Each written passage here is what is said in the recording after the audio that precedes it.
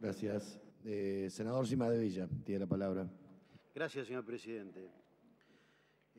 Yo creo que a esta altura del debate se ha mencionado y reiteradamente las condiciones en que estamos tratando la sanción de esta ley, en cuanto a las urgencias que tenemos.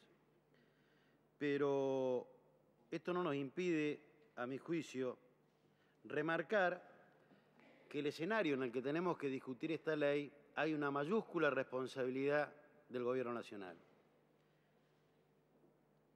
Esta responsabilidad fue admitida por el propio ministro de Justicia cuando estuvo en la comisión, cuando, como motivo fundamental para la sanción de esta norma, nos dijo a los senadores que se debía a las urgencias que tenía el país por las exigencias del GAFI.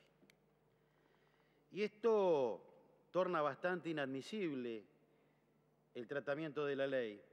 Gobierna el mismo partido hace muchos años en la Argentina. Y hasta acá no hemos avanzado en este tema. Es más, con anterioridad a la discusión de esta ley, sancionamos una ley de blanqueo de capitales. Y en la comisión los funcionarios del Poder Ejecutivo trataban de querernos hacer ver de que el Gobierno había dado avances importantes en este sentido. Creo que ha habido bastante desidia. Casualmente hoy, en un matutino, se habla precisamente de la desidia del Gobierno en el tratamiento de estas cuestiones. Este proyecto de ley tiene una importancia que supera la urgencia con la que hoy nos vemos obligados a tratarlo. Hoy estamos simplemente siendo complacidos con el GAFI y no advertimos, creo, que estamos diagramando nuestro sistema jurídico y nuestro orden administrativo para adecuarlo a un mecanismo de control frente a delitos que son muy graves, complejos, aberrantes y que se cometen en todo el mundo y son delitos que no tienen frontera.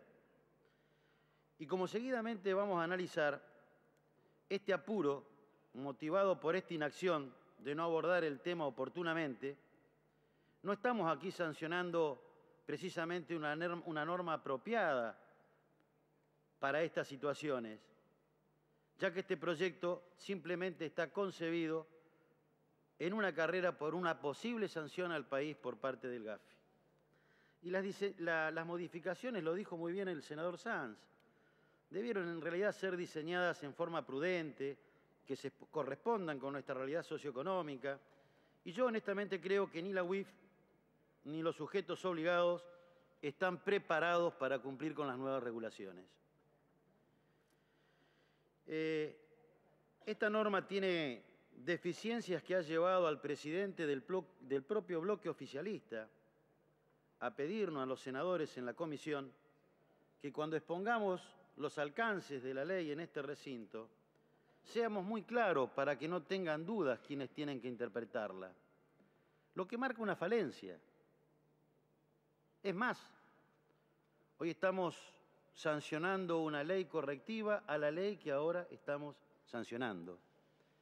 Esto es un hecho indubitado, evidente, de que como técnica legislativa la que estamos utilizando no es precisamente la más aconsejable. El proyecto incluye normas dirigidas a contemplar el delito del lavado de activos. Aquí se ha hablado mucho de que estamos estableciendo con estas modificaciones un tipo penal autónomo. Y en segundo lugar, estamos legislando normas y adecuando el funcionamiento de la UIF. Pero además de estas dos cosas que estamos haciendo, también es necesario que el Poder Ejecutivo comience a implementar y a coordinar acciones para combatir los delitos que generan el dinero y los bienes que luego se lavan en el mercado. Y esto marca, una vez más, y confirma una vez más, que este proyecto tratado aisladamente de la necesidad que tenemos de abordar las otras cuestiones es una relación espasmódica ante una urgencia de un organismo internacional. La ley 25.246, por el que se creaba la unidad, la UIF, la Unidad de Información Financiera, permitía ya la persecución penal del lavado de dinero proveniente de cualquier actividad ilegal, pero exigía que a aquella persona que viole la normativa se le debía probar antes el delito, tráfico, el narcotráfico, y en el cual no hubiera participado. Y aquí se explicó muy bien las dificultades que esto ocasionaba, que el delito, el encubrimiento en este caso, estaba atado al juzgamiento y a la comprobación del delito que lo precedía. Y por otro lado, al no ser tampoco considerado como un delito autónomo, cuando una persona lavaba su propio dinero, obtenido de manera ilegal, solo se la podía juzgar también por la maniobra de origen y no por la maniobra secundaria, ya que quien lava su propio dinero tampoco se puede encubrir. Ahora se dice que hemos avanzado en categorizar al delito como autónomo. Yo personalmente tengo mis dudas, tal como ha quedado redactado el artículo 303 del Código Penal. Dice textualmente, como queda redactado, será reprimido con prisión de 3 años a 10 años y multa de 2 a 10 veces del monto de la operación el que convirtiere, transfiriere, administrare, vendiere, gravare, disimulare o de cualquier otro modo pusiera en circulación en el mercado bienes provenientes de un ilícito penal. Lo que sí se ha suprimido, la frase que dice en el que no hubiere participado. Realmente creo que creamos una autonomía muy sui generis. Pensamos que por solo suprimir esa frase le damos autonomía al delito. El proyecto, aquí lo ha dicho muy bien la presidenta de la comisión, modifica otros artículos del Código Penal donde establece responsabilidades para las personas jurídicas. La técnica legislativa que ha sido utilizada para establecer las responsabilidades de las personas jurídicas realmente es el reacomodamiento gramatical de la sanción administrativa prevista en la Ley 25.246. No hemos inventado absolutamente nada nuevo.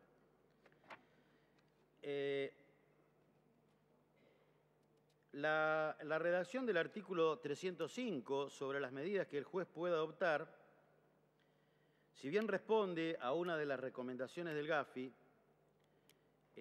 también nos causa alguna preocupación. El hecho del decomiso de bienes y la realización de bienes sin resoluciones judiciales que tengan por firme la comisión de un delito, amerita que lo analicemos con mucha prudencia. En lo que respecta a las modificaciones realizadas en el cuadro de la Unidad de Información Financiera, creo que este proyecto no viene a mejorar absolutamente nada a la legislación que teníamos. La redacción actual, como la del proyecto del artículo 6, cuando refieren a las competencias de la UIF, son exactamente las mismas. El análisis, tratamiento, transmisión de información a los efectos de prevenir e impedir el delito de lavado de activos, preferentemente proveniente de la Comisión, y menciona una serie de delitos que son de especial importancia. La redacción es clara y tiene simplemente un carácter enunciativo, pero en realidad la inclusión en la lista del artículo sustituido de 3 nuevos incisos en realidad no delimita ni amplía absolutamente nada.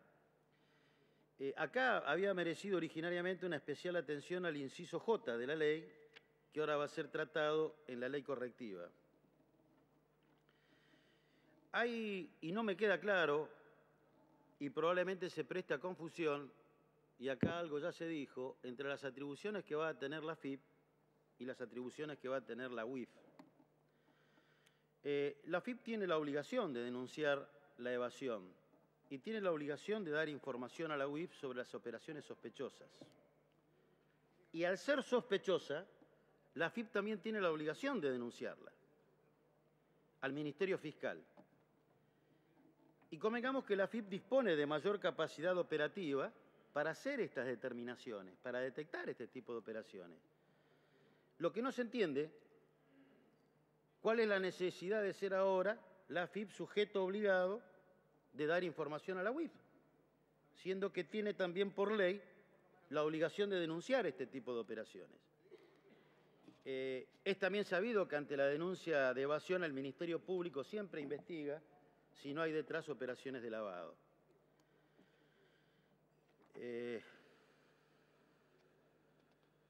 Senador Cimadevilla, Sí. la presidenta de la comisión le pide una interrupción. Sí, cómo no. Adelante. Yo le quiero explicar este tema específicamente en qué se está cambiando la cuestión del secreto fiscal. En la legislación actual, la AFIP solamente da información de operaciones que reporta la propia AFIP. Pero cuando la UIF le pide a la AFIP información de otros contribuyentes, porque está viendo reportes de otra entidad, la AFIP hoy le opone el secreto fiscal y le dice vaya a un juez, que el juez allane ese secreto fiscal. Y ese es el gran cambio que se hace en este momento. La AFIP no puede en adelante oponer secreto fiscal de ningún contribuyente. Gracias, presidente. Adelante, senador. Es un tema menor y debería quedar bien planteada cómo es la interacción entre la AFIP y la UIF. Y yo tengo mis dudas con el texto como lo estamos sancionando.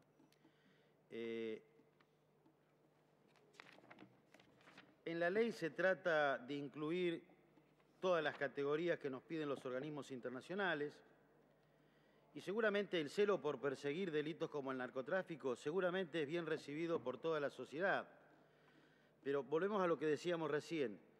Ese empeño no debe estar solo en la UIF, sino también que tiene que estar en todos los organismos policiales, ejecutivos y judiciales del país. Las miles, ¿de qué nos sirve a nosotros legislar en este sentido y tenemos todavía el país sin radarizar? Y todos sabemos que estamos hablando del blanqueo de bienes que provienen de ese tipo de ilícitos.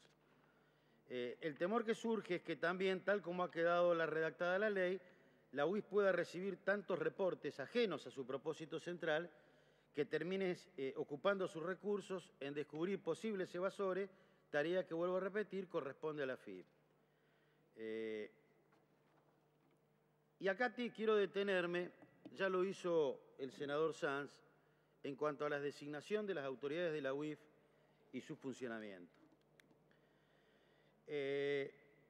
Los reparos que tenemos ya se han explicado claramente, hay una discrecionalidad absoluta por parte del Poder Ejecutivo en la designación y en la remoción de sus miembros. Aquí el senador Pichetto ha hecho algunas consideraciones de que esto debe responder a políticas de gobierno y no a políticas de Estado, y esto evidentemente nos ahonda en un debate más profundo, que no es el objeto de esta discusión de hoy, pero seguramente nos ahonda en cómo concebimos el poder. Evidentemente concebimos el poder de manera distinta para hacer este tipo de distinciones entre políticas de gobierno y políticas de Estado. Hay quienes conciben el poder como administrar el poder y hay otros que entienden que del poder uno se puede apropiar y usarlo a su antojo. Y decía también el senador Fuentes, hablaba de la exageración, que nos asustaba la exageración de las tutelas. Y precisamente lo que esconde cuando hablan de la necesidad de tutelas y que son necesarias es precisamente que no haya control. ¿Qué control puede haber cuando quien me controla depende de mi voluntad? Absolutamente ninguno. Y esto es lo que va a pasar tal como está constituida la UIF y cómo está funcionando. Y hay otra cosa, es decir, realmente quienes van a integrar la UIF, considero que no van a tener mucha capacidad para investigar los delitos que generan el dinero que luego se tiene que lavar. Convengamos que son delitos complejos y si queremos jerarquizar las normas y ponernos a la par de otros países, pongámonos también como otros países a capacitar a quien tienen que estar controlando operaciones como lavado de dinero. Es decir,